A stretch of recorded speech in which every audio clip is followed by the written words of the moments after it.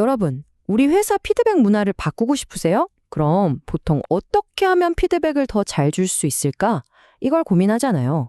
근데요, 만약 진짜 핵심이 피드백을 먼저 요청하는 것에 있다면 어떨까요? 이 생각의 작은 전환이 판을 어떻게 바꾸는지 지금부터 한번 제대로 파헤쳐 보겠습니다. 우리 다들 입버릇처럼 말하잖아요. 아, 피드백 좀 받고 싶다.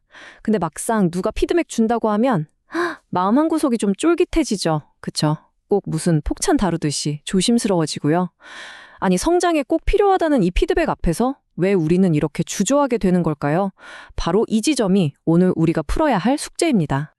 혹시 이런 생각 해보신 적 없으세요? 와, 우리 회사 사람들 진짜 다들 좋고 분위기도 너무 좋은데 이상하게 회사가 크는 느낌이 안 들지? 바로 그겁니다.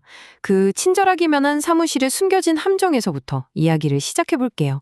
어떻게 이 좋은 분위기가 오히려 성장을 가로막는 걸림돌이 될 수 있을까요? 여기서 정말 재미있는 역설이 하나 나와요. 리더들은 보통 자랑하죠. 아, 우리 회사는 정말 분위기 좋고 다들 친절해요 라고요. 근데 문제는 바로 그 친절함이 서로에게 꼭 필요한 솔직한 피드백을 망설이게 만든다는 거예요. 관계 상할까봐, 분위기 깰까봐요. 결국 어떻게 되겠어요? 개인의 성장은 멈추고 겉으로 말은 못하지만 속으로 끙끙 앓는 답답함만 쌓여가는 거죠. 자, 그럼 리더들은 보통 어떤 생각을 할까요? 당연히 이런 질문을 던지게 되죠. 어떻게 하면 우리 직원들이 좀 더 용감하게 피드백을 줄 수 있을까? 근데요, 혹시 이 질문 자체가 문제의 핵심을 살짝 빗나가고 있는 건 아닐까요? 자, 바로 이 지점에서 우리가 관점을 확 비틀어 볼 필요가 있습니다. 만약에 피드백을 가로막는 진짜 장벽이 우리가 늘 생각하던 그것과 전혀 다른 곳에 있다면 어떨까요?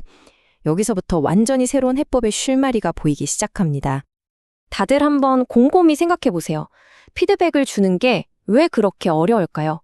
이게 진짜 단순히 말하는 사람의 용기가 부족해서일까요? 아니면 그 밑에 깔린 더 근본적인 이유가 있는 걸까요? 핵심은 바로 여기에 있습니다.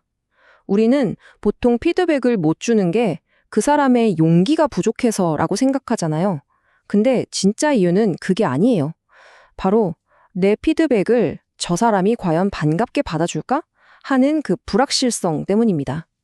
상대가 어떻게 나올지 모르는데, 어떤 표정을 지을지 모르는데, 선뜻 이불 떼기가 당연히 어렵죠. 안 그런가요? 그러니까 이건 용기가 있냐 없냐의 문제가 아니라는 겁니다. 이건 지극히 합리적인 사회적 리스크 관리인 셈이죠. 괜히 말했다가 관계만 어색해지고 나만 이상한 사람 될 수 있잖아요. 그런 위험을 생각하면 차라리 침묵하는 게 가장 안전한 선택일 수도 있는 거예요. 자, 그럼 해결책은 뭘까요? 바로 여기에 기가 막힌 해법이 있습니다. 바로 먼저 요청하는 문화를 만드는 거예요. 피드백의 책임을 주는 사람에게서 받는 사람으로 그 공을 완전히 넘겨버리는 거죠. 판을 아예 새로 짜는 겁니다. 자, 그럼 먼저 요청하는 문화가 정확히 뭘까요? 이건요, 조직 구성원들이 피드백을 기다리는 게 아니라 먼저 그리고 아주 자주 찾아 나서는 게 당연하게 여겨지는 그런 조직을 말해요. 그리고 그런 행동을 할 때 왜 저래? 가 아니라 와, 멋지다 하면서 적극적으로 지지해주는 그런 분위기요. 생각해보세요. 이 작은 변화 하나가 모든 걸 바꿉니다. 이제 피드백의 주도권, 즉 파워가 주는 사람이 아니라 요청하는 사람에게로 완전히 넘어오는 거예요. 게임의 룰이 바뀌는 순간이죠. 아니, 근데 그냥 먼저 물어보는 게 왜 그렇게 효과가 좋을까요? 가장 큰 이유는 이거예요. 피드백을 일방적인 평가나 지적질이 아니라 서로 주고받는 대화로 만들어버리기 때문입니다. 이렇게 먼저 요청하는 행동이 가져오는 효과는 정말 놀랍습니다. 피드백이 자연스러운 대화가 되고요. 무엇보다 내가 요청했으니까 내가 상황을 컨트롤할 수 있게 되죠. 신기하게도 관계는 더 좋아집니다. 실제로 여러 연구에서도 피드백을 적극적으로 구하는 사람이 업무 성과도 더 높다고 말하거든요. 근데 진짜 제일 중요한 건 이거예요. 피드백이 더 이상 날카로운 평가가 아니라 나를 위한 성장의 선물처럼 느껴지게 된다는 점입니다. 아, 근데 여기서 오해하면 안 되는 게 있어요. 이게 무조건 피드백을 많이 받자는 게 아니에요. 핵심은 더 좋은 피드백. 그러니까 내가 바로 써먹을 수 있는 구체적이고 실행 가능한 피드백을 얻는 겁니다. 양보다 질, 이게 훨씬 중요합니다.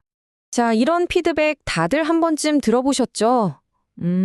김대리, 좀 더 전략적으로 생각해봐. 듣는 순간 머릿속이 하얘지죠. 아니, 뭘 어떻게 더 전략적으로 하라는 거야? 굉장히 모호하고 막막하잖아요. 근데 질문을 이렇게 바꿔보는 거예요. 팀장님, 아까 그 고객 미팅에서 제가 딱 한 가지만 다르게 했다면 뭘 바꿔보는 게 좋았을까요? 어때요? 이렇게 구체적으로 물어보면 상대방도 훨씬 더 명확하고 실용적인 조언을 해주기가 쉬워지죠. 그리고 이 모든 걸 넘어서는 가장 큰 변화, 가장 큰 이점은 바로 이거일 겁니다.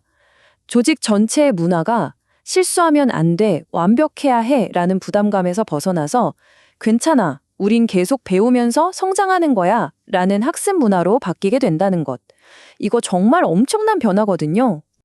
자, 그럼 이렇게 좋은 문화, 말만 들어도 설레는데 도대체 어떻게 만들 수 있을까요? 지금부터 구체적인 4단계 실행 전략, 일종의 플레이북을 알려드릴게요. 4가지 핵심 전략 꼭 기억하세요. 첫째, 그냥 물어보라고만 하면 안 되고 어떻게 좋은 질문을 던지는지 그 질문의 기술을 가르쳐야 합니다.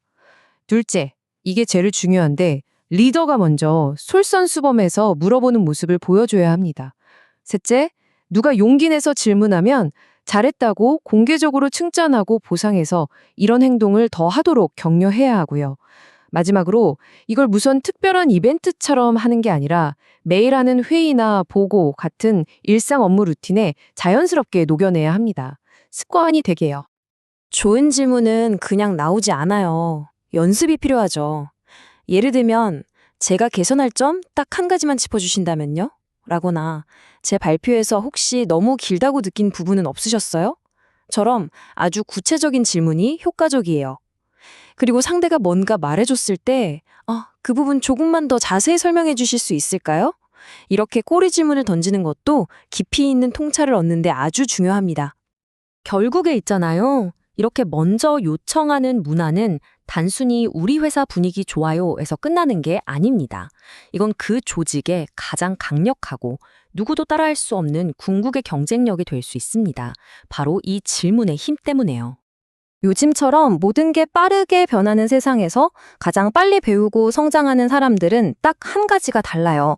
그들은 정답을 많이 하는 것보다 더 중요한 게 있다는 걸 본능적으로 알고 있습니다. 오늘 이야기의 모든 것을 담고 있는 이 한 문장 꼭 기억해 주세요. 가장 빠르게 학습하는 조직은 피드백을 가장 많이 주는 조직이 아니라 가장 먼저 요청하는 조직이다. 주는 게 아니라 요청하는 것. 바로 이겁니다. 자, 이제 이 이야기가 여러분의 이야기가 될 차례입니다. 오늘 동료에게 혹은 팀장님에게 여러분은 어떤 질문을 던져보시겠어요? 그 용기 있는 작은 질문 하나가 우리 조직 전체를 바꾸는 거대한 나비 효과가 될 수 있습니다.